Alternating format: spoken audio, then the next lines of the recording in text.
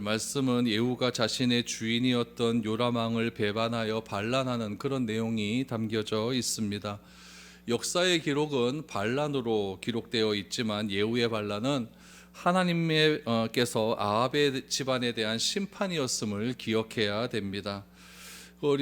지난주 우리 앞에 열왕기하 9장의 말씀을 다시 한번 좀 살펴보시면 엘리사의 제자에게 기름을 부음 받은 골방에서 나온 에후가 방에서 나오자 에후의 동료들이 막 몰려오지 않습니까? 동료들이 궁금하죠. 그 골방에서 무슨 일이 있었는지. 그래서 묻습니다.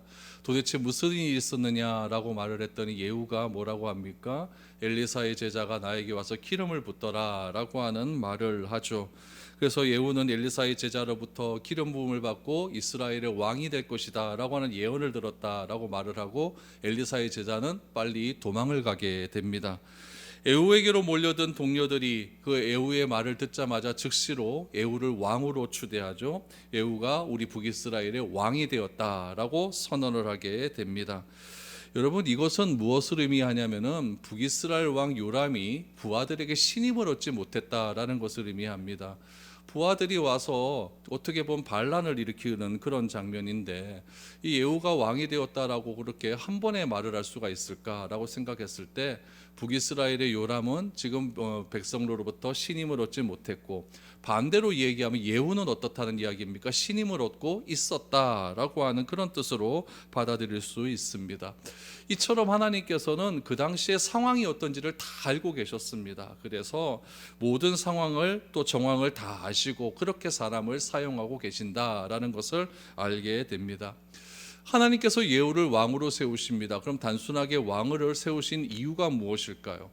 하나님은 질서의 하나님이 아니십니까? 그렇다면 하나님께서 왕이 그 다음 왕위로 이렇게 이어져 나아갈 때에는 하나님께서 허락하셨다면 정상적인 방법으로 그렇게 왕위가 계승되어야 될 텐데, 이거 어떻게 보면 쿠데타거든요. 반란이거든요. 왜 그럼 하나님께서 이런 반란이라고 하는 그런 방법을 사용하셔서 이 예후를 왕으로 삼으셨을까?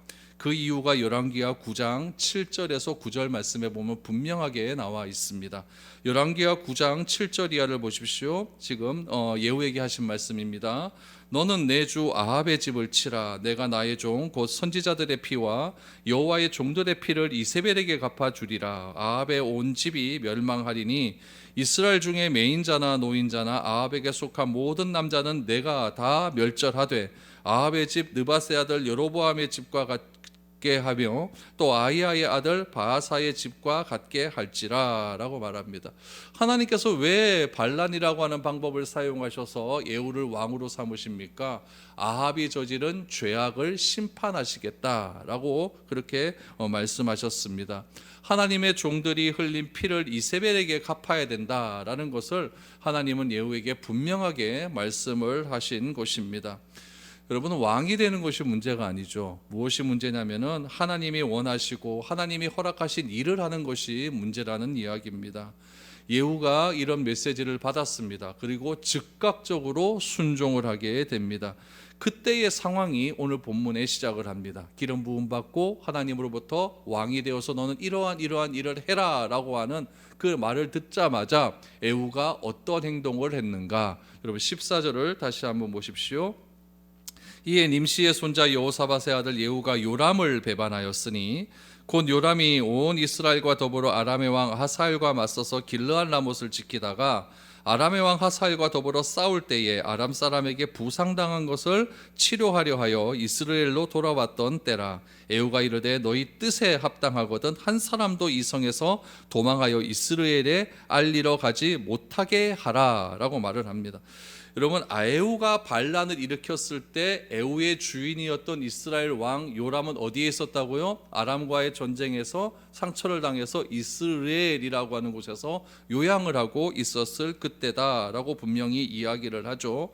에후가 부하들로부터 왕으로부터 추대를 받습니다. 이제 북이스라엘 왕은 예후다라고 이야기했더니 예후가 뭐라고 이야기합니까? 여러분 15절 하반절에 보니까 너희의 뜻이 합당하거든. 그러니까 내가 왕으로 되는 것이 합당하거든. 한 사람도 이 성에서, 이 성은 지금 길르앗 라못이라고 하는 성입니다. 길르앗 라못에서 나가서 이스라엘로 가지 못하게 하라. 그러니까 이스라엘은 지금 요람 왕이 있는 곳 아닙니까? 그러니까 이 정보가 새어나가지 못하도록 해라.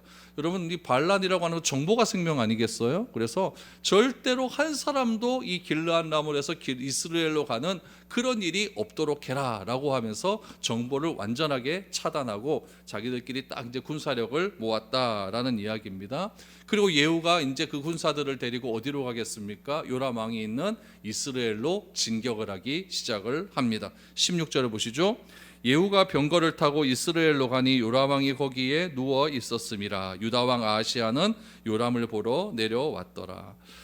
이 반란이라고 하는 것은 아무나 할 수 있는 것이 아닙니다. 일단 반란을 하려고는 명분이 있어야 될 것 아니겠습니까? 반란하는 명분이 분명하지 않으면 백성이 따라가지를 않아요. 그래서 명분도 분명하게 있어야 되고 그 반란을 주도하는 지도자도 있어야 되고 그 지도자를 따르는 백성들도 존재를 해야 됩니다. 여러분, 아무리 또 명분이 중요해서 그 명분이 맞다라고 할지라도 반란에 참여한다는 것은 쉬운 일이 아닙니다. 괜히 잘못했다가 반란이 실패하게 되면 나도 역적이 돼서 3대가 다 멸망당하는 그런 일들이 일어날 수도 있는 것 아니겠습니까? 그래서 아무리 명분이 좋다 할지라도 아무리 뛰어난 리더다 지도자가 있다 할지라도 내가 반란에 참여해서 그 반란군이 되어 같이 반란에 동참하는 것은 굉장히 쉽지 않은 일이다라는 이야기죠. 여러분, 에스더의 경우를 한번 보십시오. 에스더가 지금 페르시아에 있지 않습니까? 그곳에서 있었는데 나라를 구하라고 하는 사명이 에스더에게 주어졌어요. 지금 잘못하고는 유대 민족들이 다 멸망당하는 그런 일들이 일어나지 않습니까? 에스더의 입장이라고 보면은, 여러분 입장에서 한번 보세요. 아무리 하나님의 말씀이라고 할지라도 여러분, 여자의 몸으로 또 이방인의 땅에서 그렇게 나라를 구하는데 내가 앞장서서 가겠다라고 하는 것이 이게 쉬운 일이겠습니까? 이건 쉽지 않은 일이라는 이야기예요. 그러나 에스더는 어떻게 했습니까? 3일간 금식을 하고 난 뒤에 민족을 구원하는 일에 내가 한번 앞장서 보겠다, 뛰어들어 보겠다라고 그렇게 뛰어들었더니 일이 순차적으로 진행되는 것을 보게 되었다라는 이야기죠. 그러니까 이 일은 하나님께서 허락하신 일이었기 때문에 순차적으로 진행되었다라는 것을 알 수가 있는 것이죠. 우리도 마찬가지입니다. 우리도 성경을 읽다가 묵상하다가 이러한 말씀이, 이러한 일들이 나에게 주어진다라고 한다면 내가 그 상으로 뛰어들 수 있는 용기가 필요하다는 이야기죠. 지금 하라고 하시는 것이 무엇일까? 하나님께서 이 말씀을 통해서 내가 나에게 어떤 사람을 만나라고 하시는 것일까? 하나님께서 이 말씀을 통해서 내가 누구와의 관계를 회복하라고 말씀하시는 것일까? 이것이 하나님께서 나에게 주신 사인이라는 것을 우리는 기억을 해야 됩니다. 그래서 즉시로 순종하는 삶의 태도가 중요하다는 것 아닙니까? 예후도 마찬가지였어요. 예후도 기름 부음을 받았을 때 하나님의 메시지가 그에게 임했습니다. 임했을 때에 예후가 머뭇거리지 않습니다. 그러던 즉시로 이스라엘로 출발을 합니다. 이스라엘로 출발하는 이유가 뭡니까? 하나님께서 아합의 집안을 멸하려고 하는데 그 멸하기 위해서는 아합의 손자였던 누구를 물리치려면 요람을 죽여야 되거든요. 그러기 위해서 지금 이스라엘로 출발을 했다라는 이야기죠. 이스라엘이 지금 요람이 지금 아람 왕 하사엘과 싸우다가 뭐 한 대 맞아갖고 지금 병 치료하고 있어요. 그때 누가 병문안을 옵니까? 남쪽 유다의 사돈댁이었던 아하시야 왕이 병문안을 왔을 그때다라는 이야기죠. 여기서 여러분 우리가 하나 생각해야 될 것은 무엇이냐면은 이 아하시아는 그래도 남유다 다윗의 후손 아닙니까? 다윗의 후손이라고 한다면 그래도 저 위에 북쪽의 아합의 손자하고는 좀 상종을 안 해야 돼요. 안 하는 게 맞는데 이 아하시아가 어떻게 합니까? 이세벨의 딸이었던 하달랴와 결혼을 하지 않습니까? 그러니까 지금 이 요람은 누구냐면 자기의 장인어른이 누워 있는 거예요. 장인어른이 누워 있어요. 이 아달랴와 결혼을 하는 바람에 이 아합 가문과 사돈지간이 되고 만 것이죠. 그렇기 때문에 북이스라엘의 영향권 안에 놓여 있었고 북이스라엘의 외교 노선을 따를 수밖에 없는 그런 상황이었다는 이야기죠. 그래서 아하시아가 장인어른이 지금 누워 있으니까 병문안 가야 될 것 아닙니까? 그렇죠? 그래서 갔다는 이야기예요. 그때 누가 쳐들어옵니까? 예후가 말을 몰고 이스라엘로 쳐들어오고 있었다라는 이야기죠. 예후가 길르앗 라몰에서 전쟁하다 말고 이스라엘로 막 쳐들어와서 발바꿀 막 뜨고 오고 있으니까 이스라엘 보면 여러분 저기 파수꾼이 하나 서 있을 것 아닙니까? 그 파수꾼이 저 멀리서 좀 예후가 뭐 좀 군사들이 막 몰려오는 거 보니까 이거 좀 수상하지 않습니까? 그래서 파수꾼이 이스라엘에 있는 궁에 있는 요람에게 가서 이 사실을 전달을 했습니다. 17절, 18절을 보시죠.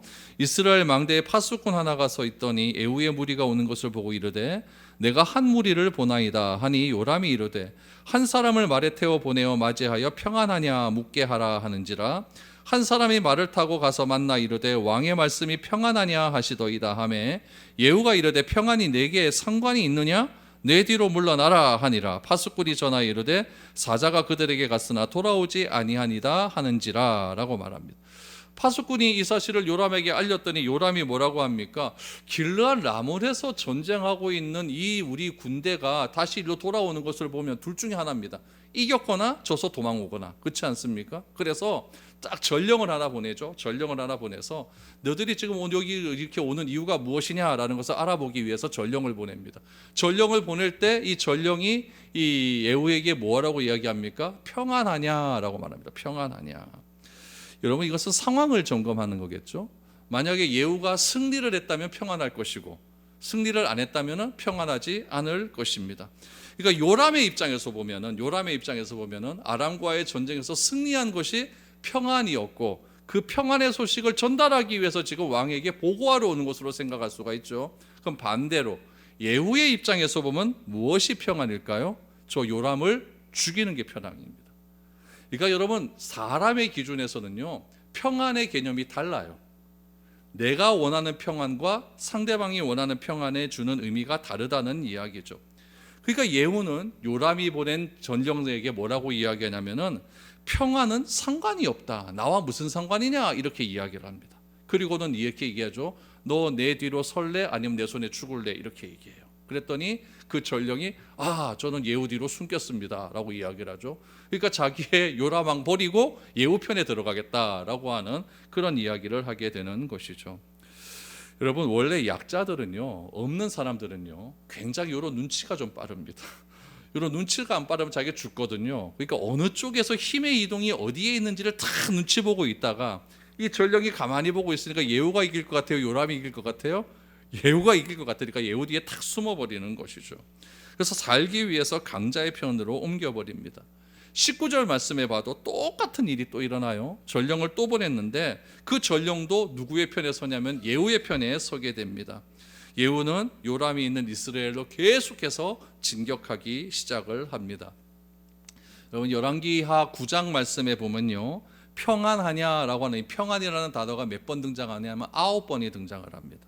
그런데 이 9번의 이 평안을 바라보는 이 사람들의 대화가 다 다릅니다.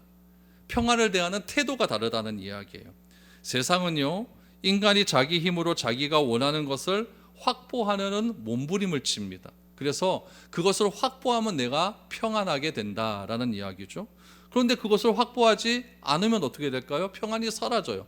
그럼 내가 원하는 평안을 확보하기 위해서는 상대방을 짓눌러 이겨야 되거든요.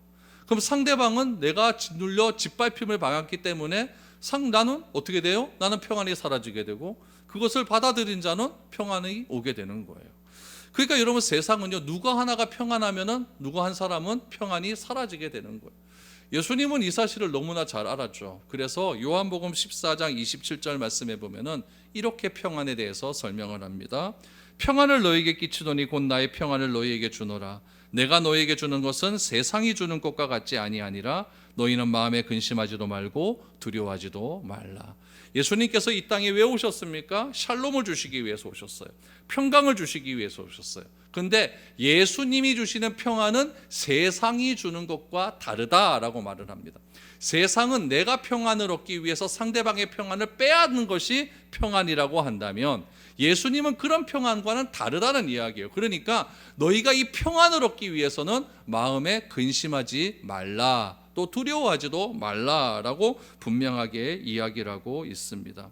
그래서 성경은 무엇이라고 이야기해요? 평안을 얻기 위해서는 하나님과 나와의 관계가 회복되는 것이 진정한 평안이다라고 이야기해요. 바울이 그것을 깨닫죠. 바울이 예전에는 평강이 없었습니다. 바울은 자신이 평강을 얻기 위해서 어떻게 했냐면은 그리스도인들을 잡아 죽였습니다. 잡아 죽일 때 나는 평강이 오는 것이죠. 그런데 예수님을 만난 이후에 그는 평강의 개념이 바뀌어버리게 됩니다.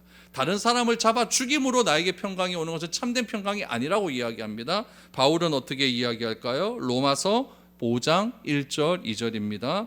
그러므로 우리가 믿음으로 의롭다 하심을 받았으니 우리 주 예수 그리스도로 말미암아 하나님과 화평을 누리자. 또한 그로 말미암아 우리가 믿음으로 서 있는 이 은혜에 들어갔음을 얻었으며 하나님의 영광을 바라고 즐거워하느니라 라고 말합니다. 우리가 믿음으로 예수님을 받아들일 때 우리는 어떻게 되느냐? 하나님과 나와 화평함을 누릴 수 있게 된다라고 말을 합니다. 그때 찾아오는 결과가 뭐다? 평강이라고 이야기를 합니다. 우리가 불안한 이유는 결국 이겁니다. 하나님과 나와의 관계가 회복되지 않았기 때문에. 죄의 문제가 회복되지 않으면은 우리의 가운데 참된 평강을 찾아올 수 없다라는 이야기죠. 하나님을 떠나고 예수를 거부하면 우리 가운데 평강은 다 사라져버리고 맙니다. 하나님과의 관계가 회복되어야 우리 주변의 사람들과의 관계도 회복될 수 있는 것 아닙니까? 주변의 사람들과 관계가 회복되었는데 다른 사람의 평강을 내가 빼앗아서 나만의 평강을 유지하려고 누리려고 그렇게 살아가겠습니까? 그건 아니라는 이야기죠. 예수를 잘 믿는다는 것은 내 안에 빼앗기지 않은 평강이 나에게는 존재한다는 이야기입니다. 그것이 어떤 평강일까요? 하나님이 나에게 주시는 평강, 하나님을 예수 그리스도로 말미암아 하나님과 화평을 누릴 때 얻어지는 그 평강이 나에게 찾아올 때 그것이야말로 진정한 평화다라고 말을 하죠. 여러분, 예전에 이거 구약의 이스라엘 백성들은 이런 평강을 알지 못하고 그냥 로마 제국에서 내가 이겨요, 억압해서 해방되어야겠다라고 하는 그런 메시아를 기다리고 또 기다렸습니다. 그래서 메시아가 오게 되면은 우리의 이런 아픔을 아시고 로마를 짓밟고 우리를 살려준다. 그래서 우리에게 평강이 온다. 이런 샬롬을 구했다는 거예요. 그러나 하나님의 평강이 그런 겁니까? 그런 건 아니거든요. 하나님의 평강은 로마도 구원을 받고 이스라엘도 구원받는, 모든 민족이 구원받는 그런 평강을 원하시고 있는데, 우리 인간의 평강은 무엇이냐? 한 사람을 죽여야 나에게 평강이 온다라고 하는 그런 자기주도적인, 자기 이기적인 평강의 생각들이 많았기 때문에 늘 언제나 이 세상에는 전쟁과 싸움이 그치지 않게 된다라는 이야기죠. 오늘 이 말씀을 요람에게 그대로 한번 적용을 해보시기를 바랍니다. 예후에게 계속해서 평안하냐 평안하냐 이렇게 물어봅니다. 이건 무엇이에요? 요람에게 있어서 평강은 길르앗 라물에서 아람을 전쟁에서 승리했을 때 찾아오는 평강을 의미하는 것이죠. 그런데 예후에게 있어서 평강은 무엇입니까? 이 요람을 죽여야만 평강이 끝난다는 이야기예요. 그러니까 예후의 대답은 평안은 너와 상관이 없다. 전령에게 너와는 상관없는 얘기다. 그러니까 나의 뒤에 붙어라 라고 이야기를 하고 있는 것이죠. 결국 요람의 왕의 심부름을 왔다가 예후 쪽에 전령들은 다 붙어버리고 마는 겁니다. 여러분, 이사야 57장 20절 21절을 보십시오. 그러나 악인은 평온함을 얻지 못하고 그물이 진흙과 더러운 곳을 늘 솟구쳐내는 요동하는 바다와 같으니라. 내 하나님의 말씀에 악인에게는 평강이 없다 하셨느니라 라고 얘기해요. 여러분, 우리의 마음 가운데 늘 언제나 맑은 물이 있어야 되는데, 여러분, 물을 막 뒤집어 엎어버리면 어떻게 됩니까? 늘 진흙이 막 올라오지 않습니까? 악인에게 평강이 없는 상태를 물이 맑지 않고 진흙이 자꾸 올라오는 그런 상태로 그렇게 묘사를 하고 있는 거예요. 이 말씀을 그대로 나에게 적용한다면 나에게 평안이 없다는 것은 내가 뭐라는 이야기입니까? 악인이라는 얘기예요. 악인이라는 얘기예요. 내가 불안하고 늘 짜증이 많고 악한 꾀를 생각하고 있는 것은 은혜가 없는 상태로 보일 수밖에 없다라는 이야기죠. 그래서 우리의 표정에서, 우리의 인상 가운데에서 하나님이 주신 평강으로 가득 찬 그런 모습들이 드러나야 되는 것이지, 항상 불만 가득 차고 불만이 있고 막 그냥 짜증내는 그런 모습이 보인다면은 그건 내 마음 가운데 뭐가 없기 때문이다? 평강을 없기 때문이다. 내가 좋아하는 사람하고 만났을 때 평강하고, 그렇지 않은 사람은 평강 없고, 이거는 그냥 세상이 주는 평강하고 다를 것은 하나도 없다라는 이야기죠. 그래서 예수님께서는 이런 평강은 내가 너희에게 주는 것이 아니라, 세상이 주는 평강이 아니라 내가 너희에게 주는 평강은 다르다라는 것을 분명하게 말씀하고 있는 것이죠. 20절 말씀을 보시죠. 파수꾼이 또 전하여 이르되 그도 그들에게까지 갔으나 돌아오지 않아오고 그 병거 모는 것이 님시의 손자 예후가 모는 것 같이 미치게 모나이다. 여러분, 그 예후의 군대가 이제 거의 이스라엘성 가까이 왔어요. 가까이 왔는데 그때 파수꾼이 예후의 군대가 가까이 왔음을 발견을 해요. 그런데 예후가 여러분 군대를 굉장히 잘 운영하는 사람이었던 것 같아요. 말을 몰 때 어떻게 몬다고 합니까? 미치게 몬다라고 얘기해요. 그러니까 말을 아주 굉장히 잘 모는 거예요.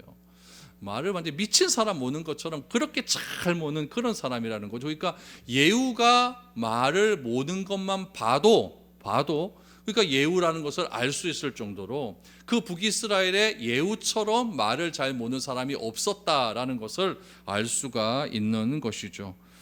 예후의 군대 기세가 얼마나 대단한지, 예후는 미친 듯이 말을 말고 오고 그 뒤에 군사들이 여러분 계속해서 따라오게 되는 거죠.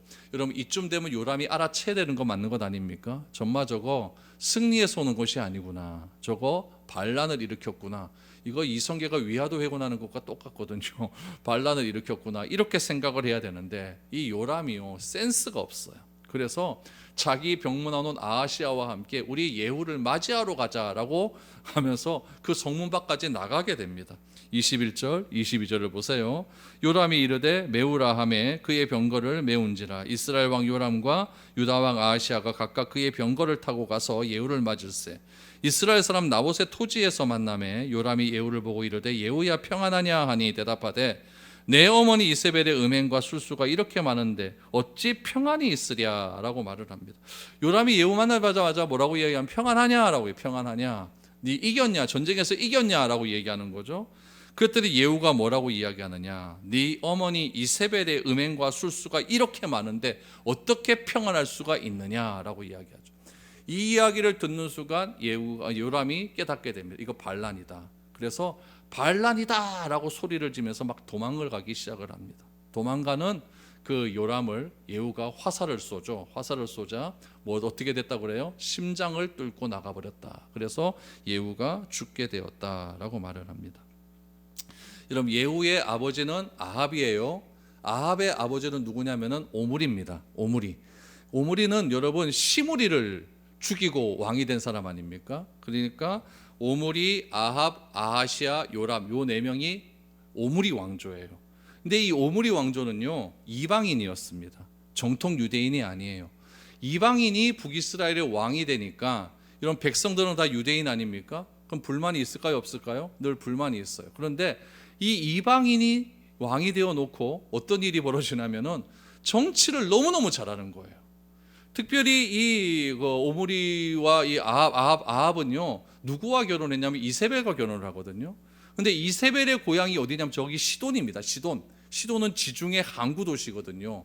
그러니까 시돈에서 시집을 와버리니까 북이스라엘과 시돈까지 가는 통로가, 무역로가 뚫려버리는 거죠.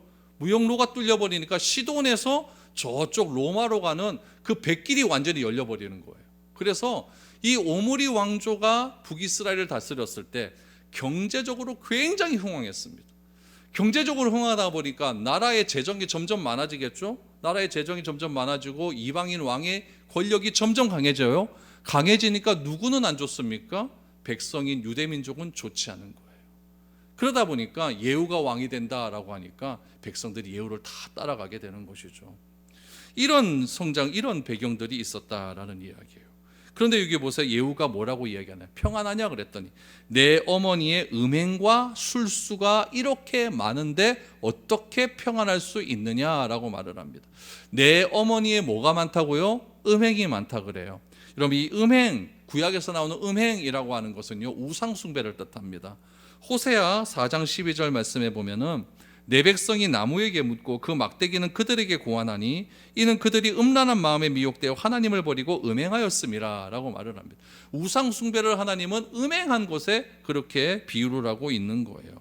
그러니까 하나님을 버린 행위는요 우상 숭배하는 것과 똑같다라고 선포를 해요. 그런데 여러분 중요한 것은 21절의 말씀입니다.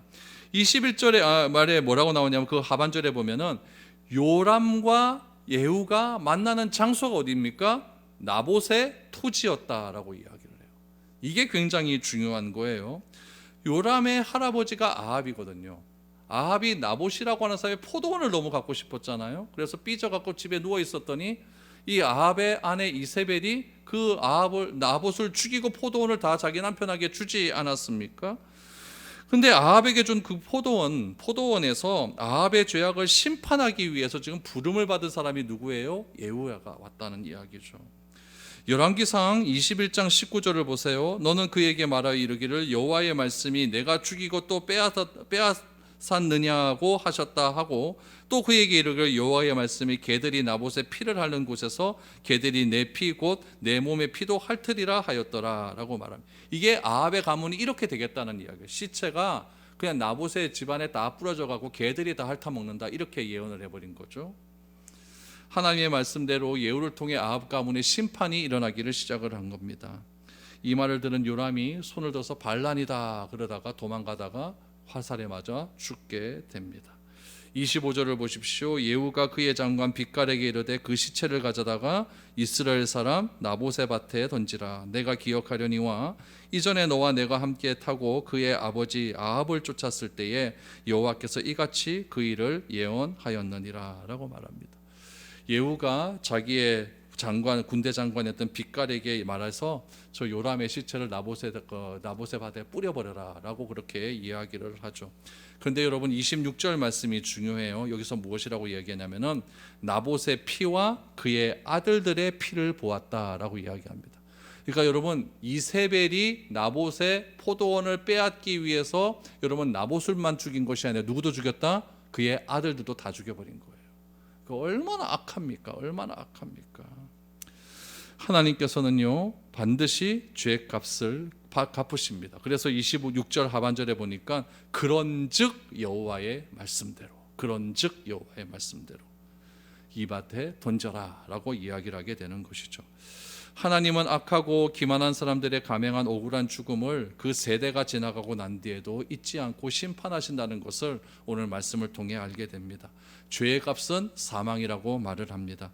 이 변하지 않는 하나님의 말씀을 기억하면서 나의 평안을 위해서 다른 사람을 짓밟는 그런 어리석음이 우리 가운데 사라질 수 있기를 바랍니다. 그런 평안을 추구하지 마시고 우리 주님으로부터 오는 그런 참된 평안이 우리 가운데 날마다 넘쳐나야 될 줄로 믿습니다. 그래서 나의 평안은 주님으로부터 임한다는 사실을 꼭 기억하시고 그렇게 하루하루를 살아가면서 나의 평안이 곧 하나님의 평강이고 그 평강을 통해서 다른 사람 모든 사람에게도 평강이 임할 수 있도록 그렇게 하루하루의 삶을 살아갈 수 있는 저와 여러분들의 삶이 될 수 있기를 축복드립니다.